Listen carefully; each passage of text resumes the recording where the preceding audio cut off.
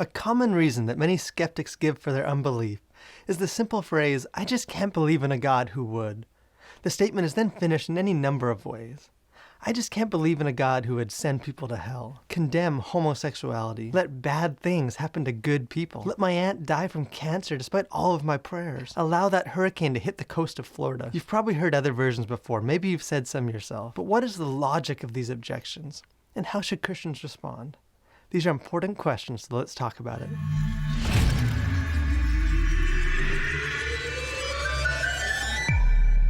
Skeptics often accuse Christians of being wishful thinkers who cling to their faith in God as some sort of emotional crutch.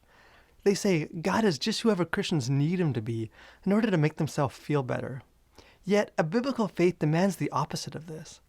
When Moses stood before the burning bush, he was terrified, confused, and cynical about God's instructions.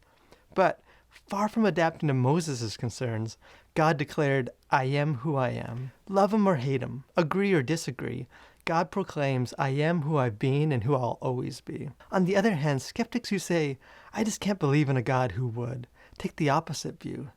They begin with their own emotional wishes, standards, and desires, and then refuse to accept the truth of anything that falls outside of them. In other words, Christians adapt themselves to God, while skeptics seemingly adapt God to themselves. As we know, today's culture gives lip service to a postmodernist worldview that says that truth is subjective, and what's true for you is true for you, and what's true for me is true for me.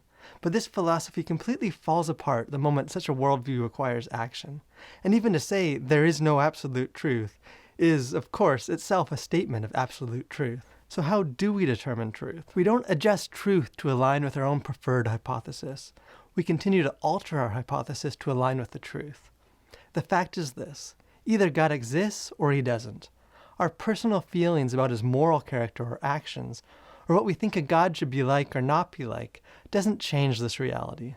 So when a skeptic says, "I just can't believe in a God who would," they don't really mean that they can't believe, only that they won't believe. Not that they don't believe, but that they don't want to believe. It's not a logical or scientifically informed objection. It's a deeply emotional one. So, the next time you hear someone say, "I just can't believe in a God who would," take a moment to pause.